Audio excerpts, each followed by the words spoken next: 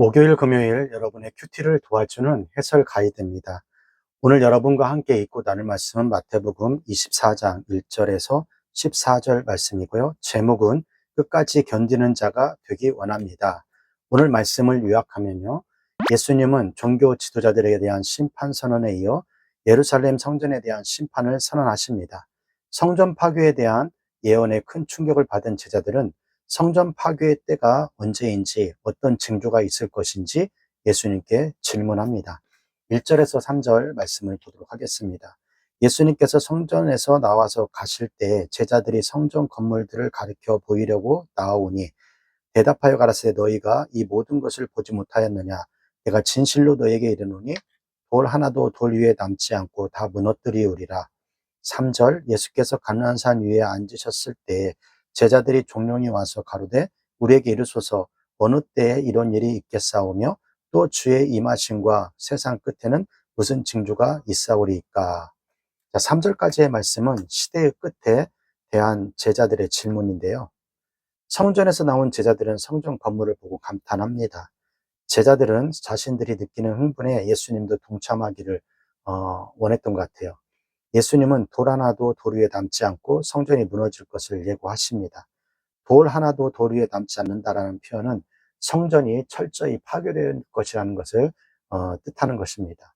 예수님 일행은 예루살렘의 동쪽 기드론 골짜기에 올리브산에 오르셨고요.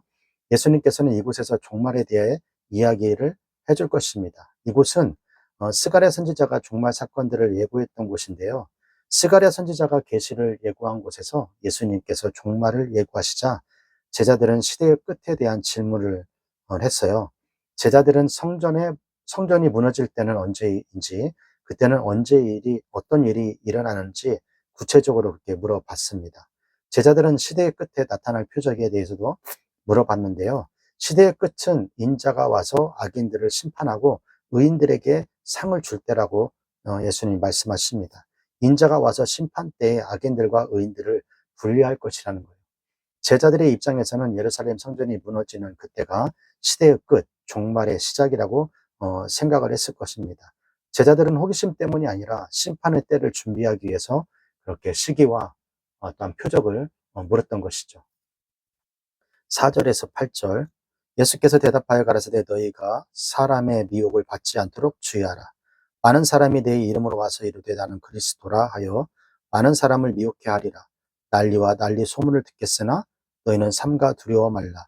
이런 일이 있어야 하되 끝은 아니라.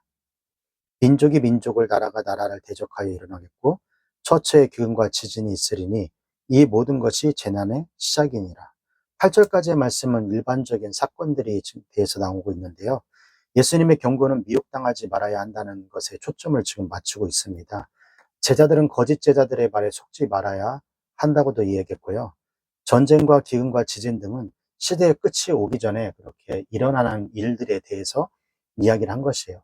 이런 일들은 인자의 끝이 아니라 인자가 오시기 전에 반드시 일어나야 할 그런 일들인 것이죠. 곳곳에 기근도 일어나고 지진도 일어나고 전쟁도 일어날 것이라는 거예요. 이런 재앙은 무슨 의미를 갖고 있나요? 4절에서 8절의 본문은 참으로 종말이지만은 시대의 끝은 그런 아니라는 거예요. 그리스도인은 그 너머의 결과를 예상해야 한다는 것입니다. 9절에서 14절 그때 사람들은 너희를 환난에 넘겨주겠으며 너희를 죽이리니 너희가 내 이름을 위하여 모든 민족에게 미움을 받으리라. 그때 많은 사람이 심에 빠져 서로 잡아주고 서로 미워하겠으며 거짓 선지자가 많이 일어나 많은 사람을 미혹하게 하겠으며 불법이 성함으로 많은 사람이 사랑이 식어지리라. 그러나 끝까지 견디는 자는 구원을 얻으리라. 14절 이 천국 복음이 모든 민족에게 증거가 되기 위하여 온 세상에 전파되리니 그제야 끝이 오리라. 14절까지는 교회와 그 관련된 사건들인데요. 9절에서 10절까지는 교회와 관련된 사건들이고요. 9절에서 10절까지는 핍박에 관한 그런 내용이 되겠고요. 11절은 거짓 선지자들이 출현한다는 거고요. 12절은 불법이 성행해서 사랑이 식는다는 거예요. 그다음 13절은 끝까지 견딘 자는 구원을 얻는다는 거고요. 14절은 복음 전파를 얘기하고 있어요. 성도들의 환난에 넘겨져 죽일 것이며 모든 민족에게서 예수님 이름 때문에 미움을 받게 될 것입니다.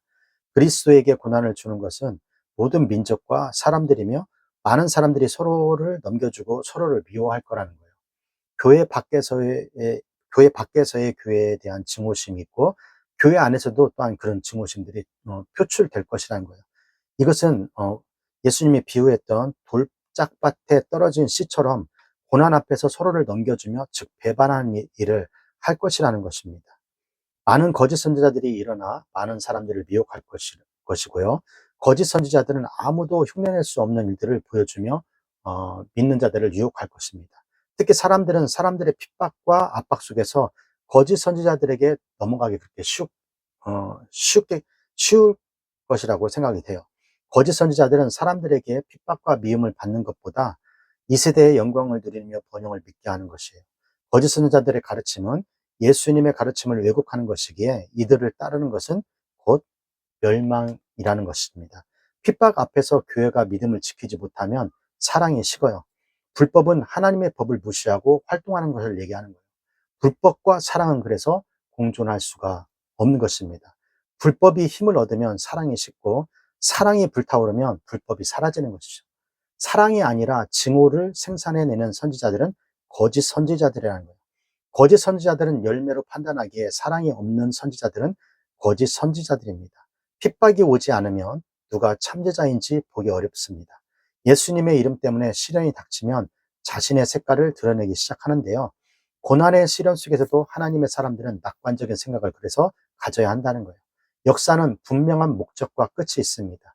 역사의 수많은 비극적인 일들은 예수님이 오시기 전에 어떤 상통을 하는 그런 예고탄이란 거예요. 하나님은 예수님의 재림을 역사로 이끌어 가십니다. 부활과 재림 사이에 하나님의 관심은 복음이 모든 사람들에게 그 속에서도 전파되는 것을 원하고 있는 것이죠. 자, 여기까지가 마태복음 24장 1절에서 14절 말씀이 되겠고요. 오늘 말씀을 통해서 우리는 무엇을 묵상하고 또 무엇을 적용해야 할까요? 첫 번째, 끝까지 믿음을 지키고 복음을 전해야 한다는 거예요. 마지막 때 제자들은 극심한 고난을 당하며 신앙의 위협과 거짓 선지자들의 위협을 받게 될 것입니다. 그로 인하여 많은 사람들이 신앙을 포기하겠지만 우리는 끝까지 흔들리지 않고 인내해야 한다는 거예요. 학생 여러분, 혼란한 세상 속에서 신앙을 지키며 믿음으로 살아가기를 목사님은 기도합니다. 오늘 교육부 구호 힘있게 외치고요. 오늘 큐티 마치도록 하겠습니다. 교육부 구호 시작! 공부 잘해 남주자, 돈 많이 벌어 남주자, 은혜 많이 받아 남주자.